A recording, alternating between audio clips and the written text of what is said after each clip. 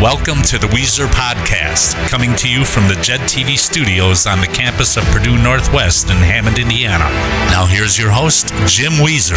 Hey everybody, welcome to the Wieser Podcast. We're recording here on October 28th of 2025. Jim Wieser, longtime Democrat, comes in and we just kind of talk about whatever the hell he wants to talk about. If you want your own podcast, get a hold of Adriana with two N's at WJOB1230.com. Jim, thanks for coming in. Of course. Love doing them. I don't even know where to start, man. There's so much on the table, but let's start directly with what is going on here locally. As you well know, I wrote a Substack, and by the way, all you got to do is go to JED in the Midwest on Substack, and I write some stuff.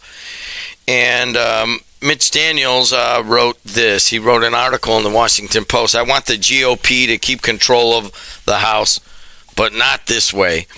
My fellow Indiana Republicans shouldn't cave to the White House pressure to redistrict.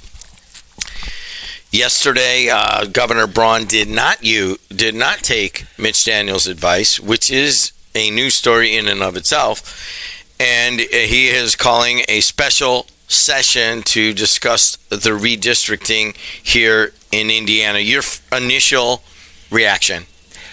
Initial reaction is fully expected. Expected what he would do. He's a lapdog for the president. Has been since he became governor. And I find it amazing that people who are elected to office in this day and age, contrary to what it used to be, at least I like to think, decides that they have no reason at all to do the people's work or to do the people's bidding or to do what the people are interested in. They're going to do what they want to do to cover themselves and to protect themselves from political retribution from the White House.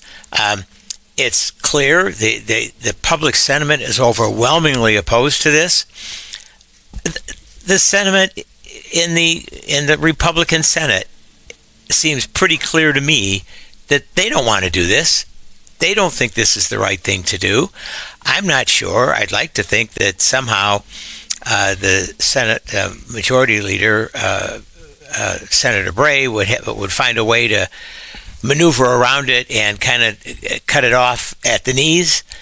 I think he has some authority to do that. I don't know that that's going to happen. And so rather than talking about things that are important to the people in Indiana, certainly one thing is trying to correct the horrific mistakes that were made in the Senate Enrolled Act 1, trying to correct all those issues regarding the taxation, the way the tax is structured now, the terrible impact it's having on local government. Instead of doing that, we're going to engage in this exercise in futility. That's what I think that it is, because they want one more seat, because Donald Trump wants one more seat, not because it has anything to do with government at all. It's just pathetic. All right, pathetic. So it's kind of weird because you can watch any news channel right here and go in the fall of 2025, and it'll be like, well, Texas is redrawing all their districts mid-decade. Typically you do it on 20, 30, 40, 10, and when the census comes out, and they just want to do it now, and they think they can get as many as 5 seats. Now California is going for what is called Prop 50, and they're trying to do the other way and redraw it so they could get 5 more Democratic seats. Right. So the race is on, so to speak, from a good Grateful Dead song and a country song, but the race is on. And from Mitch Daniels and other articles, it's coming right here. And here's what Mitch says. He says there's no amount of line drawing artistry can turn that area into a Republican seat. And he's talking about Andre Carson in Indianapolis. So you have 7 Republican, and you got to have 1 Democrat because you can't redo that one. And he's right in my mind. But up here, the battle of Texas and California and Trump and the Democrats and Hakeem Jeffries and all of that is playing out on our streets. And that's so weird. it's super weird. It's super weird. I mean, it's kind of, I'm kind of looking forward to the battle here, but it's still coming home. And we've got to deal with a national issue right now here in Lake Porter and LaPorte counties mostly. Yeah, mostly, depending on what ultimately shakes out. But you're right. There's kind of there's this sense of, hey, we're Indiana, Northwest Indiana is a big part of this big national thing, this redistricting, and it's, boy, my initial reaction as a political person is, wow, that's exciting, that's interesting, that's stupid. What are we doing? We're redistricting a community, and let me point that out, a community of interest. I think that's such a critical term. I was the county chairman when the last redistricting took place in 21, and I think became effective in 22. Folks, that's not like that's not like a century ago. That's like a few days ago in political terms. And when that was done, I quietly had to tip my hat to the Republicans who I thought, because I had input into it, who I thought took some advice from us and who crafted a redistricting of the state that was actually based in what it's supposed to be based in, that you follow community of interests, you follow contiguity, you follow compactness, you follow all those, and I know those are just terms, but those are very important legislative terms, statutory terms, as to how you should be guided to do redistricting in as nonpartisan way that you can do it. And they did. And this first congressional district reflects the first congressional district. It reflects the people. There's homogeneity. There's everything you want in a redistricting, not just here, but down in Evansville and over in Allen County. It's reflected across the whole state of Indiana. Unfortunately, for us, it comes out to ultimate numbers of 7-2. But there was fairness in what they did. So there's so much in that this is actually becoming way more competitive here, especially as many people move in from Illinois who kind of sometimes they're moving for political reasons, and you're getting a lot of Republicans moving into the tonier suburbs here in Northwest Indiana. It's becoming closer and closer. And let's face it, it is essentially a runoff between Frank Mervan and Randy Niemeyer. And that's what it was. Randy was here yesterday, sitting in the seat that you're sitting in. He's 60 pounds lighter, and he's on some sort of carnivore diet and working out all the time. And you can just tell when somebody's ready to go, and he's ready to go against Frank Mervan. But one of the things about Mitch Daniels is he represents something in Indiana.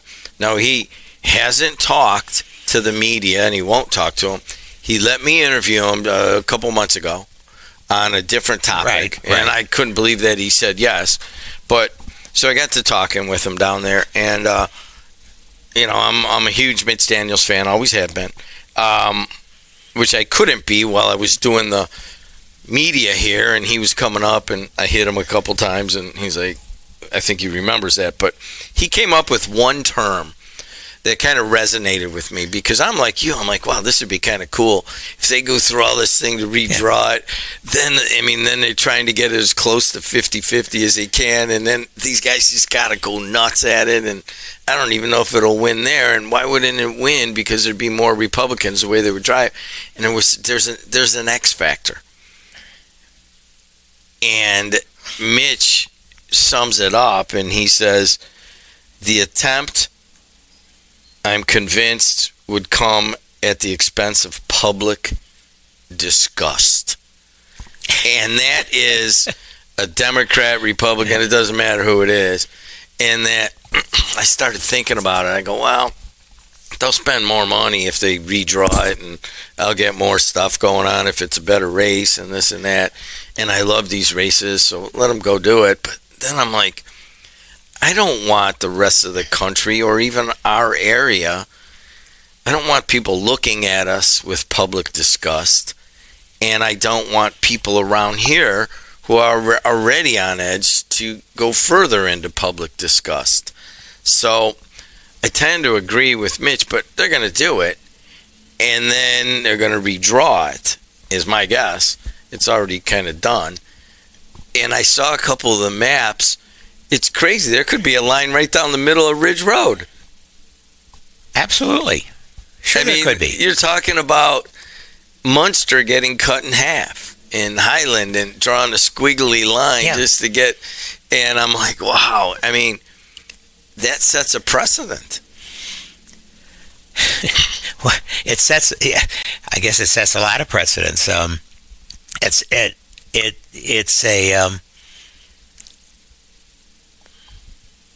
an exercise in a legislative act because the king wants one more seat. Why? Who knows? Well, I guess I know. They're in trouble. The Republicans are in trouble going into the 26 midterms, and he knows that. But to think about a state of Indiana that is Republican dominated, that has 7 out of 9 congressional seats already, that they have to go to this length, to me, makes it sort of an exercise in absurdity to do it, and people. There's going to be tons of money spent. There's going to be all kinds of focus on it, and people are going to lose sight of the fact that whatever is being done is absolutely of no legitimate. There's no legitimate foundation, in fact, to have it done. None. Look to the other side of that. There is no other side, but yes, there is. You read my Substack. I did. And there is another side, and that is that if you win, I write it here, if you win an election and you're in charge, you can do whatever you want. And you have a supermajority in Indiana. You have the House and Senate and governor. All the executive branches, yeah. Even, you got a lot of Republican-appointed Supreme Court justices. So you do have control of all of it. And I don't know, man, to the victor goes the spoils at some point.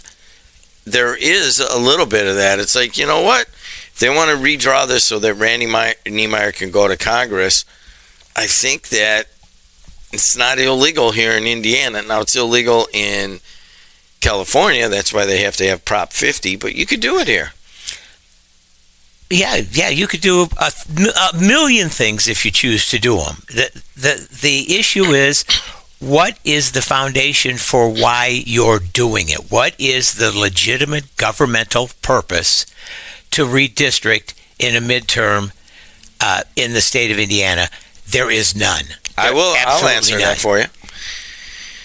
And Mitch puts it, as Indiana's governor and legislators have been under extraordinary pressure to reshape the state's map.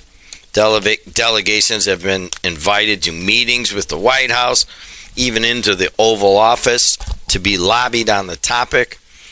The president has phoned into legislative caucus meetings.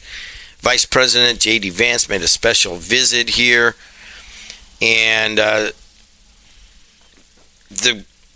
is a legitimate political reason in that the president and the vice president and the intelligentsia in Washington want it. That's the political reason. Even Mitch says it here. And it says right here, the governor has been leaned on heavily. You're a rough and tumble political guy, and you always have been. And you're like, oh, nice Jim Wieser, and now he's getting a little older, and he's such I know how you operate, man. You're a rough and tumble political guy. Isn't there just a little bit of you that it's like, gosh, you know what? That's how the game works, man. No, absolutely not. Yeah, you said there's a reason. I agree with you. There's a reason. Is there a legitimate governmental reason? No. There's a reason. It's not legitimate. It's not appropriate. It doesn't make sense. The only reason is to satisfy. And you said something. You just said something that I thought was interesting. You said, discussed it and said, and then J.D. Vance called and they phoned him. And that's what's happening. What we're exercising here is we're phoning in government. We're phoning it in. We're saying, well, people don't want it. Doesn't make any sense. Terribly expensive. Terribly disruptive. But we'll phone it in. The president wants it phoned in. We'll phone it in. It's no frickin' way to govern, not at all. And in the meantime, you're destroying, you're obliterating what were designed by the Republicans as appropriate legislative districts. A lot of thought, a lot of work went into that. And it's just, well, we'll blow that out of the water. Yeah, does that make sense? Yeah. Did you do a good job? Yeah. Did you follow all the statutory prescriptions? Yeah. Did you do the right things? Yeah. Does most everybody agree, including Jim Wieser, that you did a good job? Yes. Screw it. Who cares? And that goes back to your thing. You know, to the winner goes the spoils. To the victor, I guess, goes to the spoils. And unfortunately, we're stuck in the middle of that.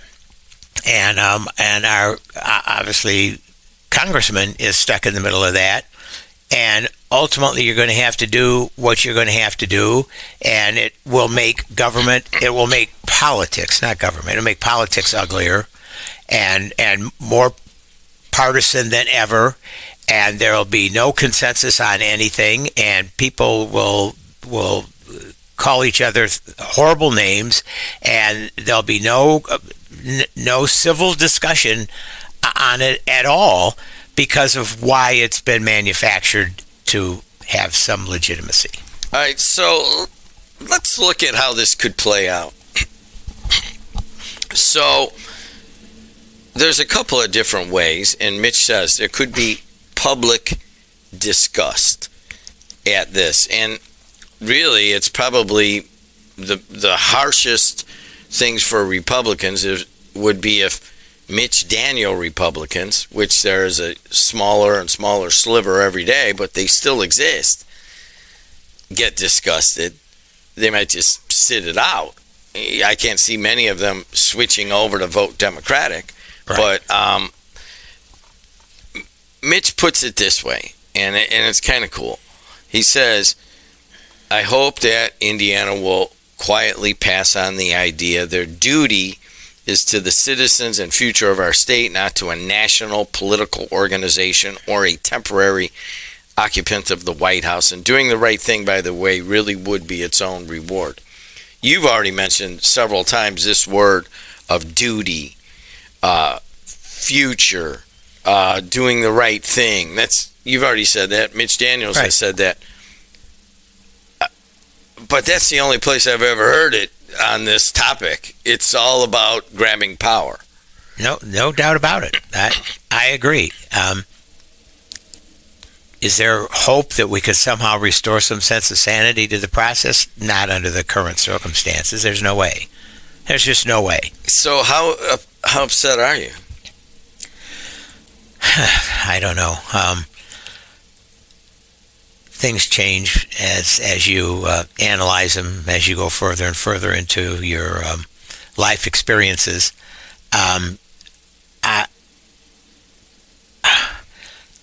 How upset am I? I'm pissed. I'm pissed. I've done but it's almost become, and this is what I hate about it. It's just become, well, okay, this is the way that it's going to be, so let it happen. What are we going to do about it? Why we talk against it, we rail against it, we protest against it, and it's for naught. It's for naught because people no longer, very few people in the political process or governmental process do it for what Mitch Daniels says, and I agree, is the right reasons. Those days have passed us by. Now, you and Mitch Daniels, to some extent, you're right. It's passed you by. Yeah, Mitch is saying traditional Republican values here. right. You talk about traditional bipartisan political process. You have to in Indiana because you're always in the minority. Right. So, I'm just kind of getting the light bulb going off. And speaking of which, we got a ton of lights on us I've right now. noticed that. Yeah. Wow. Yeah, we zipped it up a little bit, but I didn't realize that with guys with big foreheads like Yeah, you are, that yeah. it's going to shine off there. But it's just a light bulb is going off that, like, that's gone. When it's Mitch Daniels and Jim Wieser kind of saying the same similar things, and it's not a Democrat versus Republican. Mitch is Republican. Wieser's a Democrat. It's kind of tradition versus the new order is what this really is. And to me, I really want to be part of this. I'm going to come back to my show and start covering this at length because it's a historical moment here in the region, and it's a historical moment in America. You got Texas going one way, California going the other way, and then there's this little district here in the middle of the country where this is all going to play out. Is it going to be Mitch Daniel and you talking about public disgust and doing the right thing? Or is it going to be, hey, man, we're in charge. I'm going to grab the power. This is how it is now. I think there really is a major dramatic moment coming to us in Northwest Indiana. I don't disagree with that. I don't disagree. I don't know how much time we have left because when I talked to you yesterday, I told you about how it reminded me of a situation with Mitch Daniels. I want to hear it. And let me just tee it up real quick. For 24 years, I had the honor of being a member of Combined Academy's Board of Directors, formerly Hoosier Boys Town. One of my dear friends, Father Pat Kalich, who passed away last week. His funeral was on Friday. Yeah. Was on that board with me for the same 24-year period. We came on, I think we came on at the same meeting until it merged a couple years ago with Jabal. And I bring it up for a couple of reasons. We had a charter school there for a while, and it was important to us that succeed for all kinds of reasons. And Mitch Daniels was running for governor at this particular time. And during the course of his campaign, he ran into this young lady from Gary.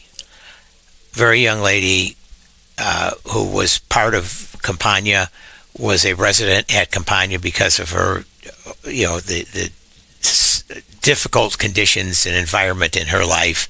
And she was trying to work her way, and we were trying to help her through the Department of Family Services, and she was getting educated. And somehow at a campaign rally or meeting, they met and they talked, and he said, well, what are you going to do? And she said, I'm going to graduate from high school.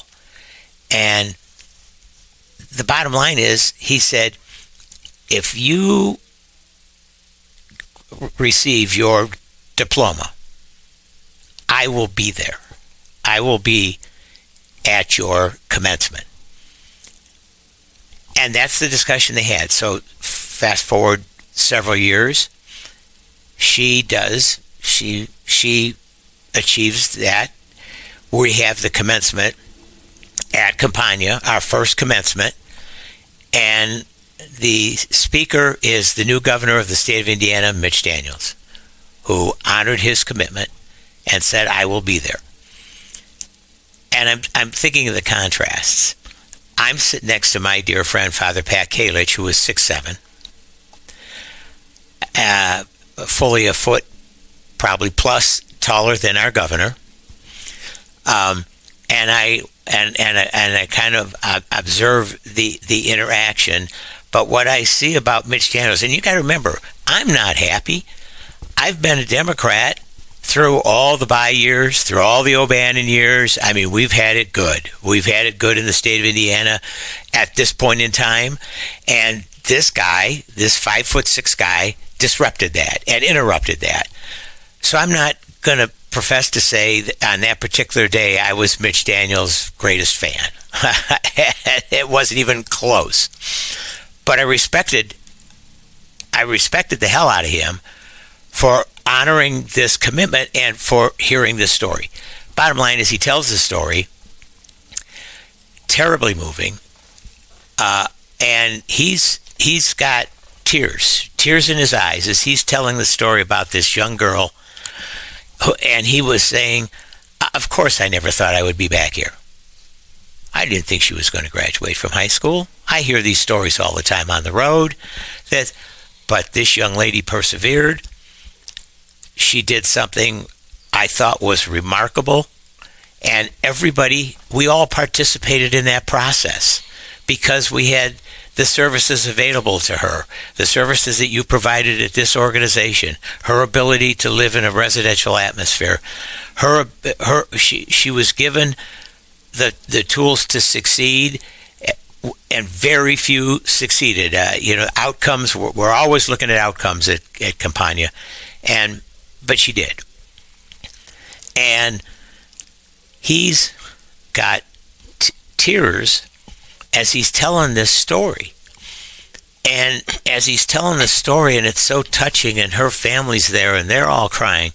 So I'm sitting there, and Father Pat's to my left, and Dan Lowry, we all know, sitting to his left. And we're looking at each other, and all of us have tears. All of us.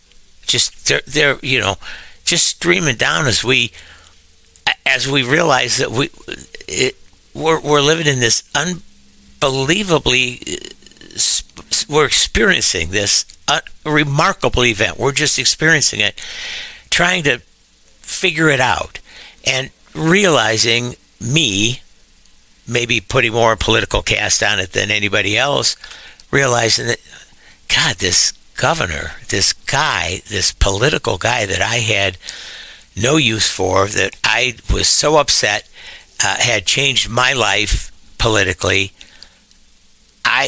He's real. You get a feeling about somebody. He's real. He says this is the right thing to do. We're trying to do the right thing. And if we have to start with this one young lady, that's where we begin. But we have to do the right thing. And he would say that, and it ends, and it's like, I remember the three of us just sitting there. You couldn't move. You didn't know where to go, why to go. You just said, I don't want this feeling to ever end. I don't ever want this feeling to end, because this makes me realize what you can do if you put yourself to it and put everything else aside and do the right thing. And I remember Father Pat sat there, and Dan and I were getting up and, wiping the tears away, and Father Pat, and we said, hey, Father Pat, well, they're having this reception, we should go to the reception. And Father Pat just sat there for a moment, and he said, and he just finally said to both of us, let's just enjoy this. This is a holy moment. I'll never forget that phrase. It's been like seared in my brain. This is a holy moment. And it was one of those rare opportunities to see government and the environment and little old Campagna Academy. Everybody, all of a sudden, what people were doing from different aspects, from the governor's office and how they could provide funding and how they could provide the appropriate programs, to Campagna, to how we can carry them out and how we can teach and educate kids, to this young lady who had the guts and the ability to say, I'm going to do this. I'm going to make something of my life. And challenges a gubernatorial candidate and says, I'll show you. Show up at my graduation. To a governor who I'm not sure I know what moved him that day, but something moved him to say, you make it through, I'll be there. Not only was he there, he was the commencement speaker, and he touched the hearts of hundreds of people that were there. And that's what I think of government. And that's what I think of relationships between Republicans and Democrats, and how the political world I grew up in, yeah, that's how it is. Are you right? Could it be rough and tumble? Of course it could be rough and tumble. And was rough and tumble. But the bottom line is we all respected each other, and we all thought about the policies and the programs and the people, how it's impacting the people. That's gone. I mean, that's absolutely gone.